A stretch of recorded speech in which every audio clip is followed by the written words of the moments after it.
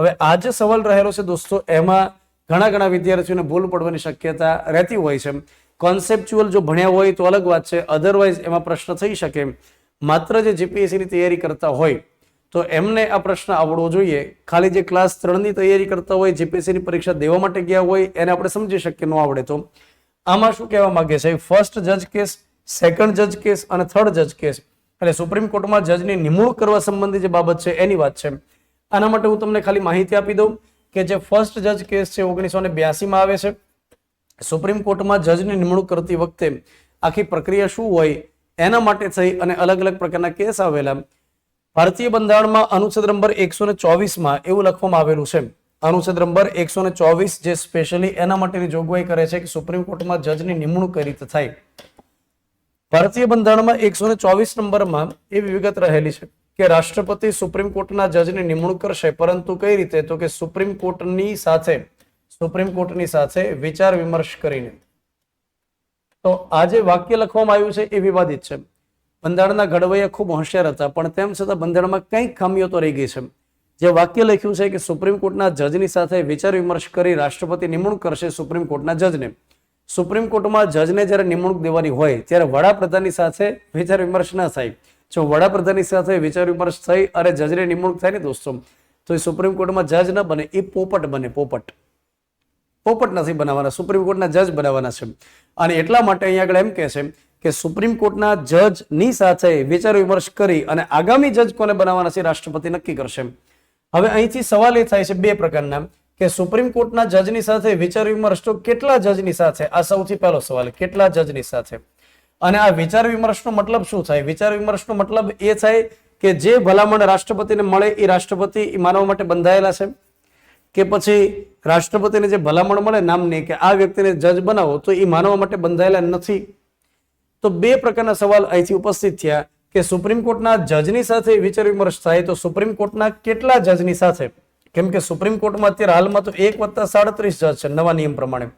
અને વિચાર વિમર્શનો મતલબ શું થાય કે જે સુપ્રીમ કોર્ટ તરફથી નામની ભલામણ રાષ્ટ્રપતિને મળે તો એ રાષ્ટ્રપતિ માનવા માટે બંધાયેલો હોય કે હા ભાઈ તમે જે નામ મોકલ્યું એને જ આપણે જજ બનાવીએ, કે પછી રાષ્ટ્રપતિ ના પણ પાડી શકે કે તમે જે નામ મોકલ્યા એ આપણને પસંદ નથી. હવે એને લઈ 1982 ની અંદર સૌથી પહેલી વાર કેસ આવે છે. 1982 માં જે ફર્સ્ટ જજ કેસ આવે છે એમાં આખી ઘટના એ રહેલી છે એસપી ગુપ્તા કેસ તરીકે ઓળખવામાં આવે છે. SP Gupta case. આમાં ખાલી એટલી વાત હતી કે રાષ્ટ્રપતિને જે જજ તરફથી ભલામણ મળે, રાષ્ટ્રપતિને જે ભલામણ મળે એ માનવા રાષ્ટ્રપતિ બંધાયેલા નથી. આ હું તમને કેસની અંદર જે સારાંશ રહેલો છે એ જણાવું છું કે પહેલા કેસની અંદર ખાલી એટલું કીધું કે સુપ્રીમ કોર્ટના મુખ્ય જજ ભલામણ કરશે, સુપ્રીમ કોર્ટના જજની સાથે વિચાર વિમર્શ કરશે, યાની સુપ્રીમ કોર્ટના મુખ્ય જજની સાથે વિચાર વિમર્શ કરશે. અને મુખ્ય જજ તરફથી CJI તરફથી રાષ્ટ્રપતિને જે ભલામણ કરવામાં આવે કે તમે આ વ્યક્તિને જજ બનાવી દો આગામી સમયમાં, તો એ સમય દરમિયાન રાષ્ટ્રપતિ નામ ઉપર મંજૂરી આપવા બંધાયેલા નથી. આ સૌથી પહેલા કેસની અંદર કીધું. એના પછી જે બીજો કેસ આવે છે 1993 માં કેસ આવે છે. એ સમય દરમિયાન સુપ્રીમ કોર્ટમાં જે બાર એસોસિએશન હોય, જે વકીલનું મંડળ હોય, એના તરફથી સુપ્રીમ કોર્ટમાં અરજી કરવામાં આવેલી. આને સેકન્ડ જજ કેસ તરીકે ઓળખવામાં આવે છે. હવે અહીંયા આગળ ટ્વિસ્ટ આવ્યું કે જ્યારે રાષ્ટ્રપતિને ભલામણ કરવાની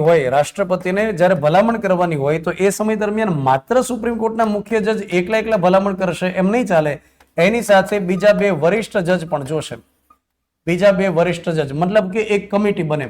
અને દોસ્તો જે આ સમિતિ બને ને એને નામ આપવામાં આવ્યું કોલેજિયમ સિસ્ટમ. તો કોલેજિયમ સિસ્ટમનો જે જન્મ થાય છે એ ક્યારથી થાય છે? તો કે એ થાય છે સેકન્ડ જજ કેસ 1993 માં આવે ત્યારથી. અને અહીંયા આગળ જે નામ મોકલવામાં આવે કે આ વ્યક્તિને તમારે નવા જજ બનાવવાના છે, તો એ સમય દરમિયાન રાષ્ટ્રપતિ એની ઉપર મંજૂરી આપવા માટે બંધાયેલા છે. અને ત્યાર પછી થર્ડ જજ કેસ જે આવે છે એ વર્ષ 1998 માં આવે છે. અને થર્ડ જજ કેસ કઈ રીતે આવે છે? તો રાષ્ટ્રપતિની પાસે એ અધિકાર રહેલો છે કે જ્યારે એમને બંધારણની કોઈ ગૂંચવણ લાગે, જાહેર મહત્વનો પ્રશ્ન લાગે, કાયદાકીય ગૂંચવણ લાગે, ત્યારે સુપ્રીમ કોર્ટની પાસે સલાહ લઈ શકે. તો 1998 માં રાષ્ટ્રપતિએ સુપ્રીમ કોર્ટની પાસે સલાહ માંગી કે હજી આમાં થોડો તમે વધારે પ્રકાશ પાડો. તો અહીંયા આગળ થર્ડ જજ કેસની અંદર એવું કહેવામાં આવ્યું કે રાષ્ટ્રપતિને જ્યારે નામની ભલામણ મોકલવાની હોય ત્યારે સુપ્રીમ કોર્ટના મુખ્ય જજ તો ખરા અને વત્તા 4 વરિષ્ઠ જજ રાખો. આ 2 થી નહીં કામ થાય. આ ત્રણ જે ભેગા થાય તો ત્રણ તીકડા કામ બીગડા, એની કરતા એક કામ કરો, તમે 5 વ્યક્તિ ભેગા થઈ જાઓ તો સુપ્રીમ કોર્ટના મુખ્ય જજ અને બાકીના 4 વરિષ્ઠ જજ, આ 5 વ્યક્તિ ભેગા મળી રાષ્ટ્રપતિને નામની ભલામણ મોકલશે. હવે અહીંયા નિયમ એ કર્યો કે 4 જજમાંથી એટલીસ્ટ કોઈ નામ ઉપર સહમતિ સાધવી હોય તો 2 જજ તો હા પાડવા જોઈએ. આ 4 જજમાંથી એટલીસ્ટ 2 જજ હા પાડવા જોઈએ તો જ નામ મોકલી શકાય. અચ્છા, અહીંયા આગળ જે ભલામણ મોકલવામાં આવે એ માનવા માટે રાષ્ટ્રપતિ બંધાયેલા છે. રાષ્ટ્રપતિ એ સમય દરમિયાન ના નહીં પાડવાનું, રિજેક્ટ નહીં કરવાનું. તો 5 વ્યક્તિની બનેલી કોલેજિયમ સિસ્ટમ, કોલેજિયમ સમિતિ એ જે રાષ્ટ્રપતિને મોકલે જે રાષ્ટ્રપતિ માનવા માટે બંધાયેલા. હવે આપણે આ કેસની અંદર વાક્ય સમજીએ તો આપણને સમજાશે. ફર્સ્ટ જજીસ કેસ થી સર્વોચ્ચ અદાલતમાં કોલેજિયમ પદ્ધતિ શરૂ કરવામાં આવી, આ ખોટી વાત છે. સેકન્ડ જજ કેસથી શરૂ કરવામાં આવી. સેકન્ડ જજીસ કેસમાં પરામર્શ શબ્દનો અર્થ સહમતિ થતો નથી. પરામર્શનો મતલબ થાય વિચાર વિમર્શ.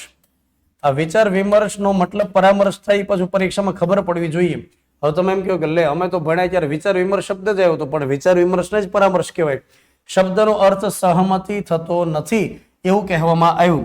તો અહીંયા આગળ સેકન્ડ જજ કેસની અંદર શું કીધું કે જ્યારે વિચાર વિમર્શ કરી અને કોઈ નામ મોકલશે તો એ સમય દરમિયાન માનવા માટે રાષ્ટ્રપતિ બંધાયેલા છે. મતલબ કે સહમતિ તમારે આપવાની, તમારે નખરા નહીં કરવાના. તો આગળ શું કીધું કે પરામર્શ શબ્દનો અર્થ સહમતિ થતો નથી એવું જે ઠરાવવામાં આવ્યું એ ખોટી વાત છે.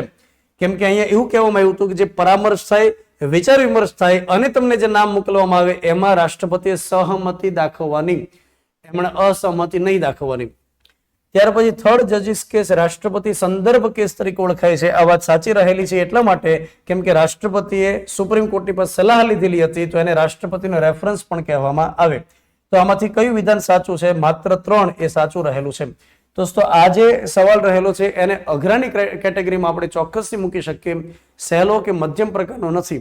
આ સવાલ યુપીએસસી લેવલનો રહેલો છે. તો આ જે વિદ્યાર્થીઓને સંપૂર્ણ રીતે આવડી જાય તો એમ કહેવાય કે એનો કોન્સેપ્ટ એકદમ ક્લિયર રહેલો છે. અને બાકી ઉડધુડિયું કોઈ માનો કે ડી ટીક કરી નાખ્યું સાચું પડે તમે ખુશ નહીં થવાનું, કેમ કે દર વખતે ડોશીમાં ડાળિયા ન આપે.